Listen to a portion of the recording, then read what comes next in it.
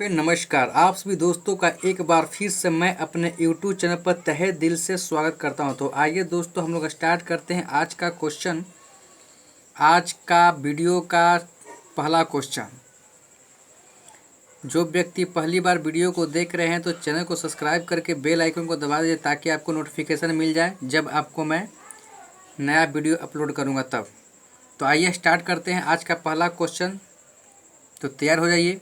कहता है कि पनडुब्बी आधारित है। पनडुब्बी जो है आधारित है, किस पर आधारित है? आपको एक क्वेश्चन पर 5 से 7 सेकंड दिए जाएंगे। पनडुब्बी आधारित है, बताइए किस पर? ऑप्शन नंबर बताइए। ऑप्शन नंबर बी, आर्किमिडीज के सिद्धांत पर।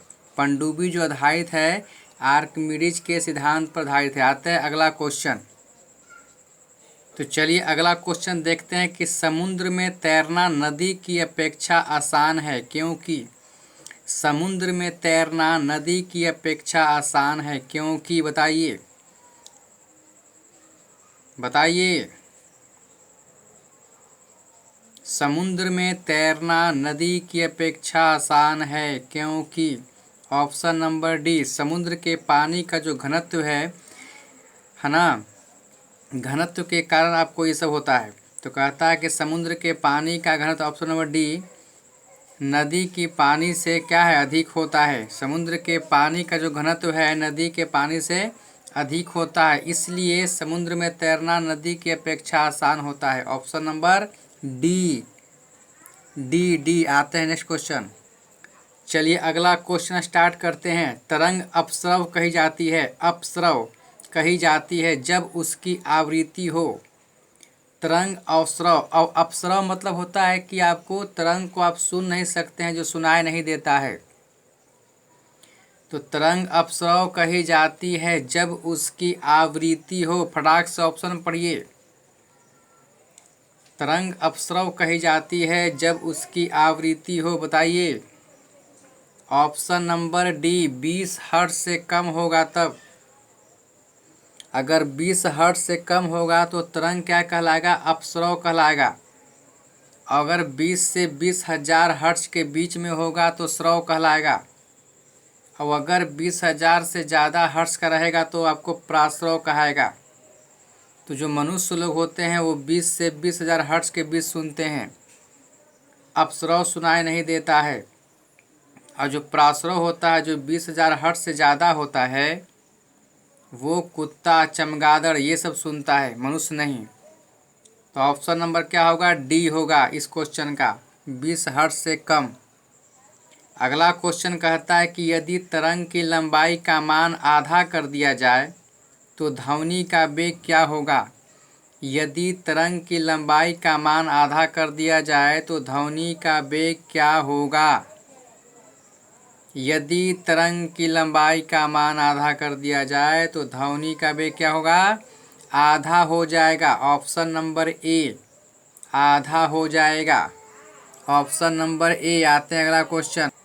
चलिए अगला क्वेश्चन देखते हैं। कहता है कि ध्वनि तरंगे हैं। ध्वनि कैसा तरंग है बाबू? आपको 2 प्रकार के तरंगे होती है, अनुप्रस्थ और अनुदैर्घ्य। तो आपको ध्वनि कैसा तरंग है बताइए। ऑप्शन विकल्प को जल्दी पढ़ने का प्रयास कीजिए। ध्वनि तरंग क्या है, अनुदैर्घ्य है। धा से ध्वनि, धा से धैर्य, यानी ध्वनि तरंगे क्या है, अनुदैर्घ्य। याद रखने के लिए अच्छा है कि धा से ध्वनि, धा से धैर्य। और प्रकाश जो होता है वो आपको अनुप्रस्थ भी होता है और साथ में विद्युत चुम्बकीय तरंगे भी होता है। लेकिन इस क्वेश्चन में कहता है कि ध्वनि तरंगे क्या है, तो अनुदैर्घ्य, ऑप्शन नंबर ए। आते हैं अगला क्वेश्चन। चलिए अगला क्वेश्चन कहता है कि गोलीय दर्पण की फोकस दूरी उसकी वक्रता त्रिज्या की होती है। गोलीय दर्पण की फोकस दूरी उसकी वक्रता त्रिज्या की कैसी होती है। गोलीय दर्पण की फोकस दूरी में बार बार कहता हूँ कि मैं हर सेट में आपको 10 से 5 क्वेश्चन आपको मैं रिपीट वाला डालता हूँ ताकि आपके दिमाग में सट से बैठ जाए। अगर मेरे पूरा टेस्ट को देखिएगा तो आपको सारा दिमाग में बैठ जाएगा, फिर आपको दूसरे चैनल को देखने की आवश्यकता नहीं पड़ेगा। और इसमें आपको मैथ भी डाल दिया गया, नंबर सिस्टम टोटल 106 वीडियो में। चाहें तो आप टोटल जाकर नंबर सिस्टम दे सकते हैं डे बाय डे करके, कोई दूसरा चैनल की आवश्यकता नहीं है। अगर आप इसको अच्छा से देख लिए तो सारा का सारा मैथ आपको इसमें बनेगा। और जीके भी चल रहा है, रीजनिंग भी आने वाला है, अभी अर्थमेटिक रनिंग है। तो कहता है कि गोलीय दर्पण की फोकस दूरी उसकी वक्रता त्रिज्या की क्या होती है बाबू?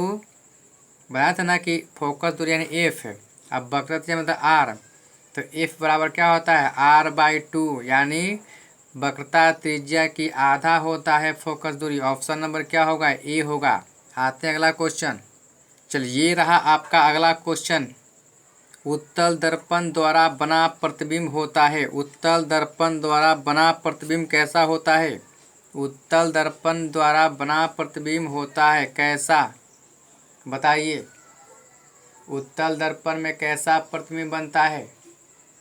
ऑप्शन नंबर ए, सॉरी कौन बताइए? ऑप्शन नंबर सी, काल्पनिक और सीधा। उत्तल दर्पण में हमेशा प्रतिबिंब काल्पनिक और सीधा बनता है, काल्पनिक का संबंध सीधा से है। तो उत्तल दर्पण में जो प्रतिबिंब बनेगा वो काल्पनिक बनेगा और काल्पनिक का संबंध सीधा से है तथा वस्तु से छोटा बनता है।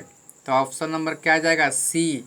उत्तल दर्पण जहाँ मिलेगा समझिए कि उसका क्या मारेंगे? काल्पनिक और सीधा और वस्तु से छोटा। तो ऑप्शन नंबर गया सी। आते हैं नेक्स्ट क्वेश्चन। चलिए अगला क्वेश्चन देखते हैं। प्रकाश तरंग उदाहरण है। प्रकाश तरंग किसका उदाहरण है? हम बताए थे कि प्रकाश तरंग क्या होता है, बताइए जल्दी से, विकल्प को पढ़िए और मारिए। प्रकाश तरंग होता है, चाहे तो आप जितना कीजिए कोशिश कि 2-4 लड़कन बैठ के मोबाइल को बीच में रख दीजिए, आराम से सुनिए और हमारे जवाब से पहले अपना जवाब पेज पर लिख के टंच रहिए और लास्ट में मिलाइए कि कितना सही किया कितना गलत हुआ। ऐसे आपका तैयारी का आकलन चलेगा पता। तो कहता है कि प्रकाश तरंग उदाहरण है ऑप्शन नंबर बी, विद्युत चुंबकीय अनुप्रस्थ तरंग का। मैंने प्रकाश क्या है? विद्युत चुंबकीय तरंग के साथ में अनुप्रस्थ तरंग भी है। ऑप्शन नंबर बी, प से प्रस्थ प से प्रकाश। जैसे बताया था ना कि ध्वनि अनुदैर्ध्य होता है, ध से ध्वनि ध से धैर्य, वैसे प्रकाश क्या होता है? अनुप्रस्थ, प से प्रकाश और प से प्रस्थ, और साथ में विद्युत चुंबकीय तरंगे भी होता है। इसका मतलब कि ऑप्शन नंबर बी जाएगा। आते हैं अगला क्वेश्चन। चलिए अगला क्वेश्चन कहता है कि फोटोग्राफी कैमरे का अभिदृश्यक लेंस होता है। फोटोग्राफी कैमरे का अभिदृश्यक लेंस कैसा होता है? फोटोग्राफी कैमरे का अभिदृश्यक लेंस कैसा होता है? ऑप्शन नंबर बताइए। ऑप्शन नंबर बी, उत्तल होता है। ऑप्शन नंबर बी, उत्तल। आते हैं अगला क्वेश्चन। चलिए ये रहा आपका स्क्रीन पर आपको अगला क्वेश्चन। E बराबर mc² को प्रतिपादित किया था किसने? E बराबर जो mc² है इसको किसने प्रतिपादित किया था? ये भी क्वेश्चन से आपको सेट में पीछा दिया गया है। E बराबर mc² को प्रतिपादित किसने किया था? ऑप्शन नंबर बी, आइंस्टीन ने। ऑप्शन नंबर क्या होगा? B, Einstein. चलिए अगला क्वेश्चन देखते हैं। थोरियम का नाभिक, थोरियम के नाभिक को बदला जा सकता है किसमें? थोरियम के नाभिक को बदला जा सकता है किसमें? बदला जा सकता है थोरियम के नाभिक को? ऑप्शन नंबर बी, प्लूटोनियम में। थोरियम के नाभिक को बदला जा सकता है प्लूटोनियम में। Option number B. आते हैं नेक्स्ट क्वेश्चन। अगला क्वेश्चन क्या कहता है देखिए। पर फ्यूज के पदार्थ का होना चाहिए। फ्यूज के जो पदार्थ है, जो फ्यूज लगाते हैं वो पदार्थ का क्या होना चाहिए? फ्यूज के पदार्थ का होना चाहिए कैसा बाबू? फ्यूज के पदार्थ का कैसा होना चाहिए? ऑप्शन बताइए। ऑप्शन नंबर बी होगा, निम्न गलनांक। ऐसे अगर एक लाइन में होता है तो होता है कि फ्यूज का प्रतिरोध जो होता है, फ्यूज का पदार्थ का होता है उच्च प्रतिरोध निम्न गलनांक। लेकिन अगर दोनों दिया गया अलगे अलगे तो हम निम्न गलनांक को ज़्यादा देंगे महत्व अगर दोनों एक ही मिलान में होता तो आपको दोनों मारते, या बोथ होता तो बोथ मारते, लेकिन आपको क्या है कि अलग अलग दे दिया है, तो इस केस में हम लोग निम्न गलनांक को आंसर मानेंगे, ऑप्शन नंबर बी। चलिए अगला क्वेश्चन देखते हैं। निम्न विद्युत चुम्बकीय तरंगों में किसकी आवृत्ति अधिकतम होती है? निम्न विद्युत चुम्बकीय तरंगों में किसकी आवृत्ति अधिकतम होती है?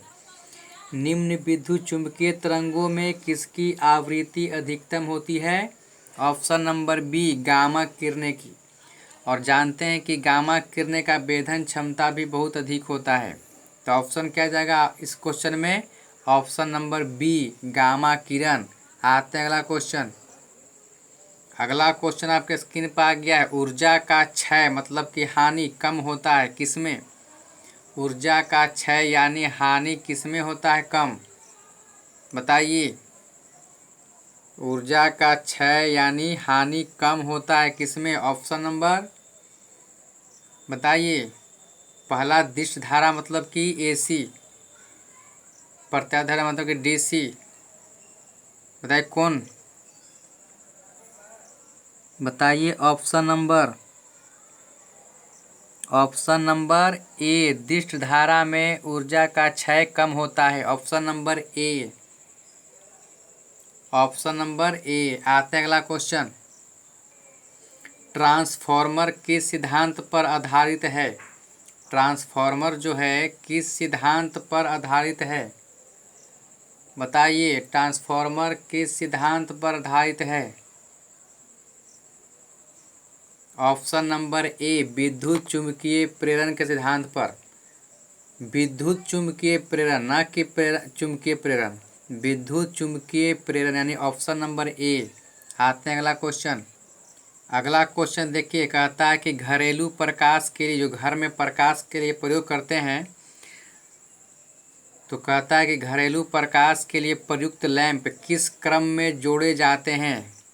क्रम में जोड़े जाते, बताइए। घर में जो पंखा, बिजली, लैंप लगाते हैं वो किस क्रम में जोड़ते हैं? समानांतर जोड़ते हैं कि श्रेणी में जोड़ते हैं? सीरीज में जोड़ते हैं? श्रेणी में जोड़ते हैं कि समानांतर में जोड़ते हैं कि मिश्रित में जोड़ते हैं कि कोई नहीं? बताइए ऑप्शन नंबर। ये सभी लोग जानते हैं। ऑप्शन नंबर बी, समानांतर क्रम में। घर में जो भी प्रयोग करते हैं बिजली का, अब प्रयोग करते हैं लैंप वगैरह, पंखा वगैरह, सब क्या है? समानांतर क्रम में, ताकि एक उड़े तो सब न उड़े, इसलिए हम लगाते हैं समानांतर क्रम में। Option number B.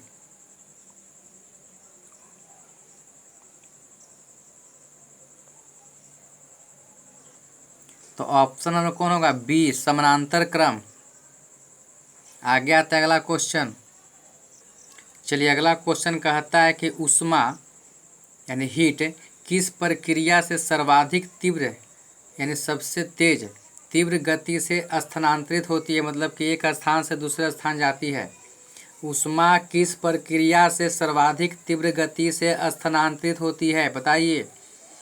ऊष्मा किस प्रक्रिया से सर्वाधिक तीव्र गति से स्थानांतरित होती है? ऑप्शन नंबर सी, विकिरण से। विकिरण, जो सूर्य के प्रकाश भी आता है पृथ्वी पर ना, वो विकिरण के माध्यम से ही आता है। ऑप्शन नंबर सी। ऑप्शन कितना होगा? सी, विकिरण। आगे आता है अगला क्वेश्चन। चलिए अगला क्वेश्चन देखते हैं। न्यूनतम संभवतः ताप है, सबसे कम न्यूनतम तापमान कौन हो सकता है? सबसे कम, उससे आपको नीचे नहीं हो सकता है, उससे नीचे आप तापमान नहीं कर सकते। वही कहता है कि न्यूनतम संभवतः ताप है, कौन है? Option number A, -273 degree C. ऐसे होता है -273.15 डिग्री सी, लेकिन अगर 0.15 डिग्री सी नहीं दिया गया तो क्या करेंगे?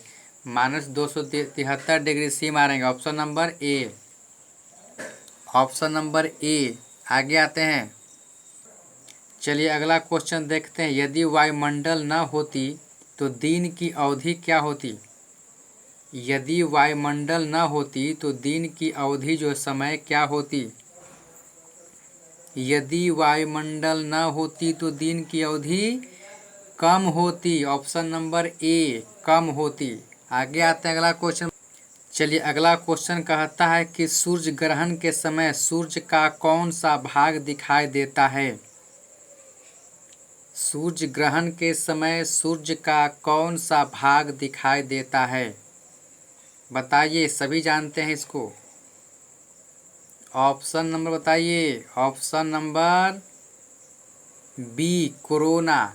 ये कोरोना बीमारी नहीं, उसका नाम है क्रिट या कोरोना। Option number B. चलिए अगला क्वेश्चन कहता है कि सूर्य के प्रकाश का आंतरिक परावर्तन हो सकता है यदि प्रकाश। सूर्य के प्रकाश का आंतरिक परावर्तन हो सकता है यदि प्रकाश किससे गुजरे तो होगा, बताइए। ऑप्शन फटाक से पढ़िए कि सूर्य के प्रकाश का आंतरिक परावर्तन हो सकता है यदि प्रकाश कांच से वायु में जाए। ज़्यादातर आपको देता है हीरे से कांच या कांच से वायु, है ना। पूर्ण प्रकाश का आंतरिक परावर्तन कब कब हो सकता है, जब प्रकाश हीरे से कांच में जाए या कांच से वायु में। यही दो को ज़्यादा देता है। ऐसे तो बहुत कुछ हो सकता है, लेकिन ज़्यादातर क्वेश्चन में आपको यही देता है कि हीरे से कांच में जाए तब होता है, या फिर आपको कांच से वायु में जाए तब, है ना। तो ऑप्शन नंबर क्या होगा, सी।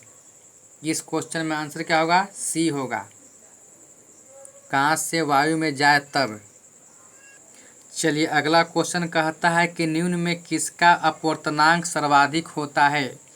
निम्न में किसका अपवर्तनांक सर्वाधिक होता है, बताइए। निम्न में किसका अपवर्तनांक सर्वाधिक होता है। ऑप्शन नंबर बी, बैगनी रंग का अपवर्तनांक क्या होता है, सर्वाधिक होता है ना। बैगनी रंग का तरंग दैर्ध्य सबसे कम होता है, बाकी सब कुछ क्या होता है, सबसे ज़्यादा होता है। और लाल रंग का तरंग दैर्ध्य सबसे ज़्यादा होता है, बाकी सब कुछ क्या होता है, कम होता है। तो यहाँ कह रहा है कि किसका अपवर्तनांक सर्वाधिक होता है, मतलब कि बैगनी का। Option number B. आगे आता अगला क्वेश्चन। चलिए अगला क्वेश्चन देखते हैं कि निम्न में किस विद्युत चुम्बकीय तरंग की तरंग दैर्ध्य ज़्यादा होती है। निम्न में किस विद्युत चुम्बकीय तरंग की तरंग दैर्ध्य ज़्यादा होती है, ऑप्शन बताइए। निम्न में किस विद्युत चुम्बकीय तरंग की तरंग दैर्ध्य ज़्यादा होती है। ऑप्शन नंबर सी, दृश्य प्रकाश का। Option number C. आते हैं अगला क्वेश्चन, दृश्य प्रकाश। चलिए अगला क्वेश्चन कहता है प्रकाश की चाल सबसे पहले ज्ञात की। किसने ज्ञात की, सबसे पहले प्रकाश की चाल को किसने नापा, किसने ज्ञात किया। देखिए बाबू, इस बार अगर लटक गए एनटीपीसी में, समझिए कि ज़िंदगी भर अटक जाइएगा। इस बार जितना जोर लगाना है, जितना प्रैक्टिस सेट मारना है मारिए। हम आपको इतने दे देंगे कि आपको दूसरा चैनल की आवश्यकता नहीं पड़ेगा। इस चैनल को सब्सक्राइब जरूर कर लीजिएगा और बेल आइकन को ज़रूर से ज़रूर दबा दीजिएगा। तो कहता है कि प्रकाश की चाल सबसे पहले ज्ञात की किसने। ऑप्शन नंबर बी, रोमर ने। कितना मापा था प्रकाश की चाल को, 3 गुने निर्वात में मापा था। कि सबसे ज़्यादा आपको होता है निर्वात में, कितना होता है, 3 गुने 10 के पावर 8 मीटर पर सेकंड कहिए, चाहे 3 लाख किलोमीटर पर सेकंड कहिए। ऑप्शन नंबर बी, इस क्वेश्चन का ऑप्शन क्या होगा, बी, रोमर ने। प्रकाश की चाल को सबसे पहले किसने मापा, रोमर ने। Option number B. आते हैं अगला क्वेश्चन। चलिए अगला क्वेश्चन कहता है कि सरल सूक्ष्मदर्शी में वस्तु को रखा जाता है। सरल सूक्ष्मदर्शी में वस्तु को कहाँ रखा जाता है। सरल सूक्ष्मदर्शी में वस्तु को रखा जाता है कहाँ। ऑप्शन नंबर ए, लेंस और प्रकाश के बीच रखा जाता है। लेंस और यहाँ पर भी एक और है, लेंस और कहाँ रखते हैं, लेंस और प्रकाश के बीच रखा जाता है वस्तु को। सरल सूक्ष्मदर्शी में वस्तु को लेंस और प्रकाश के बीच रखा जाता है। ऑप्शन नंबर ए। आते अगला क्वेश्चन। चलिए अगला क्वेश्चन कहता है कि जब प्रकाश वायु से कांच में जाता है तो क्या होता है। जब प्रकाश वायु से कांच में जाता है तो क्या होता है?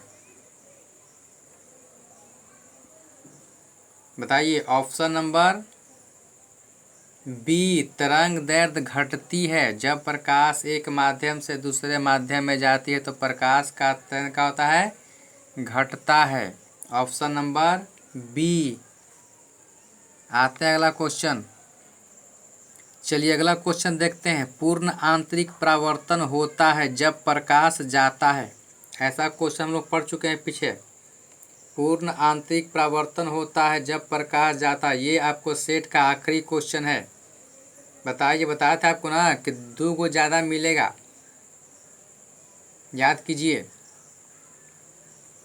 यानी ऑप्शन नंबर क्या होगा? ऑप्शन नंबर ए, या तो हीरे से कांच में जाए या आपको कांच से वायु में जाए, है ना। लेकिन क्या है यहाँ पर? हीरे से कांच में जा रहा है, यानी ऑप्शन नंबर ए। ऐसे बहुत हो सकता है माध्यम, लेकिन ज़्यादातर आपको क्वेश्चन यही 2 मिलेगा, या तो हीरे से कांच में जाए या आपको कांच से वायु में जाए। तो ऑप्शन नंबर क्या होगा इस क्वेश्चन का? ए। चलिए समाप्त किया जाता है। वीडियो को देखने के लिए धन्यवाद। ऐसे ही वीडियो को देखते रहिए। फिर मिलते हैं। नमस्कार।